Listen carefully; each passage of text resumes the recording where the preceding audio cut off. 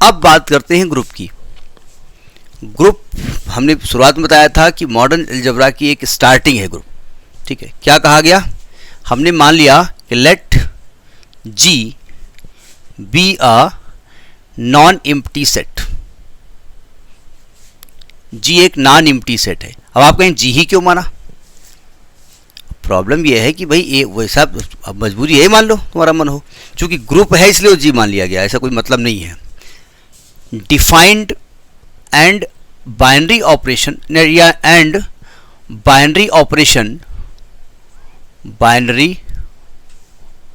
Operation, इसको ऐसे लिखते हैं छोटा सा o, is defined on the element of G, on the element of G के एलिमेंट पर ये बाइनरी ऑपरेशन डिफाइंड है। देखो अब इसमें अगर ऑन नहीं ऑफ होना चाहिए, ऑफ नहीं इज होना चाहिए, तो वो थोड़ी बहुत ग्रामर आप देख लीजिएगा, ठीक है। हमने बाइनरी ऑपरेशन के बारे में बात की है, ठीक है। तो G is called a group, G को ग्रुप कहते हैं इफ इट फॉलोज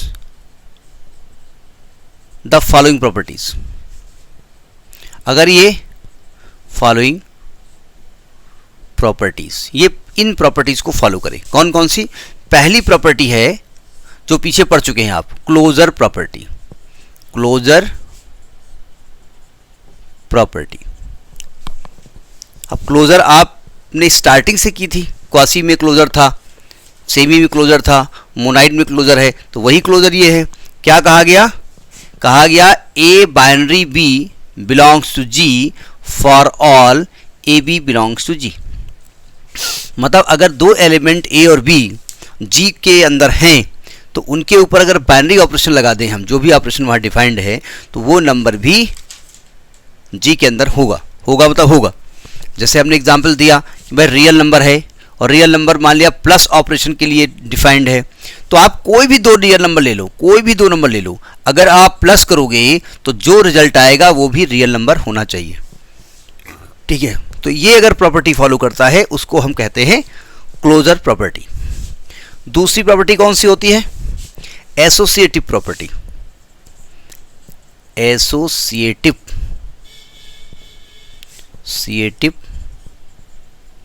प्रॉपर्टी क्या होता है?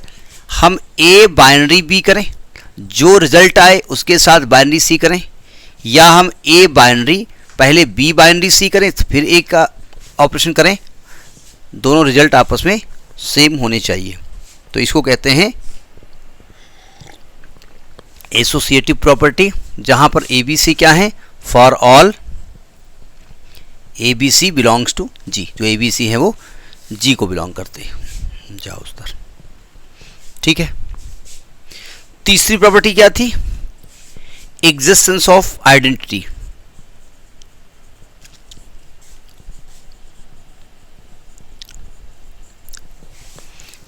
क्या होती है आइडेंटिटी एलिमेंट? पीछे पढ़ चुके हैं आप। ये कह रहे हैं कि एक आइडेंटिटी एलिमेंट E G में होगा। देयर एग्जिस्ट, ये साइन मालूम है ना? देयर एग्जिस्ट का होता है, मालूम नहीं मालूम? There exist an identity element, identity element किसे इंडिकेट करते हैं? E इन G में एक आइडेंटिटी एलिमेंट होगा सच दैट, अगर ये आइडेंटिटी एलिमेंट किसी भी A के एलिमेंट के साथ बाइनरी ऑपरेशन करे, जो ऑपरेशन यहां डिफाइंड है, ये ऐसे लिखा हो या A पहले कर दें बाइनरी बाद में कर दें, वैल्यू दोनों की सेम हो, दोनों किसके इक्वल हो? A के बराबर हो। जहां फॉर ऑल A किसको बिलोंग करे? G को बिलोंग करे, तो ऐसे एलिमेंट को हम कहते हैं आइडेंटिटी एलिमेंट, ठीक है।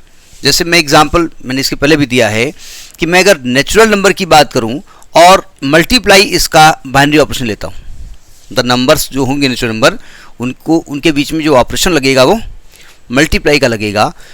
तो बताइए मल्टीप्लाई के केस में कोई ऐसा एलिमेंट जो किसी नंबर के साथ मल्टीप्लाई होने के बाद उसके रिजल्ट को डिस्टर्ब न करे? हाँ, 1 होता है। तो इसमें 1 एक ऐसा एलिमेंट होता है जो नेचुरल नंबर होगा, जो किसी भी नंबर के साथ मल्टीप्लाई करने पर उसका रिजल्ट चेंज नहीं करता, तो वन आइडेंटिटी एलिमेंट है। तो यानी कि natural number multiplication binary operation के साथ इस प्रॉपर्टी को फॉलो करता है।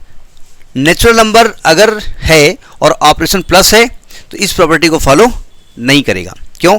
क्योंकि प्लस के केस में जो आइडेंटिटी एलिमेंट होता है वो क्या होता है? ज़ीरो, और नेचुरल नंबर में ज़ीरो होता नहीं है। होल नंबर में होता है ज़ीरो, होल नंबर में ज़ीरो होता है। अब इसके लिए आपने नंबर सिस्टम कब पढ़ा था?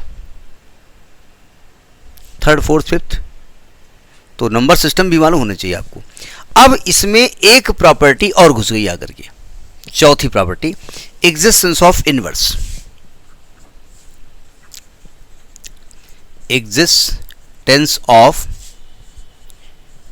इनवर्स, इस वर्ड के बारे में भी हमने बात की थी। क्या होता है एग्जिस्टेंस ऑफ इनवर्स? कह रहे हैं कि फॉर ऑल, तो समझिएगा, ए बिलोंग्स टू जी, जितने भी ए होंगे जी में बिलोंग करते हैं, there exist a inverse belongs to G such that a और ए इनवर्स का बाइनरी ऑपरेशन करने पर आइडेंटिटी एलिमेंट मिलता है। चाहे इसको ऐसे लिखें, चाहे इसको ऐसे लिखें। ए का अगर ए इनवर्स के साथ आइडेंटिटी आप बाइनरी ऑपरेशन करते हैं तो रिजल्ट में क्या मिलना चाहिए? अगर आपको आइडेंटिटी एलिमेंट मिलता है तो ये a inverse is inverse of a, उल्टा भी कर सकते हैं, a is inverse of a inverse. बात समझ में आई? जैसे मैं एग्जांपल ले लूं, मैंने कहा भाई नेचुरल नंबर और मल्टीप्लाई हमारा बाइनरी ऑपरेशन है। अब बताइए, और इसका आइडेंटिटी एलिमेंट क्या है? 1 है। तो अगर हम दो नंबर ए ले लें और बी ले लें और इनको मल्टीप्लाई करने पर मल्टीप्लिकेटिव आइडेंटिटी एलिमेंट मिले, तो जो बी है ना वो ए का क्या है? इनवर्स। कौन सा इनवर्स यहां पर है? Multiplicative inverse. ठीक है भाई, अगर b की वैल्यू निकालें तो एक्चुअली में 1/a निकलेगा। इस a इनवर्स का मतलब 1/a कतई नहीं है। इस a इनवर्स का मतलब 1/a नहीं है, ध्यान रखिएगा।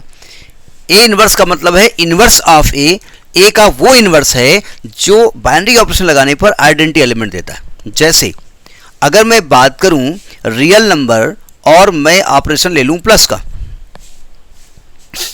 ठीक है, तो इसका आइडेंटिटी एलिमेंट क्या होगा? 0 होगा। अगर दो नंबर का हम प्लस कर दें और आइडेंटिटी एलिमेंट हमको मिल जाए तो b is called inverse of a। तो एक तरीके से a इनवर्स यहां पर क्या है? b, और जिसकी वैल्यू निकलेगी क्या?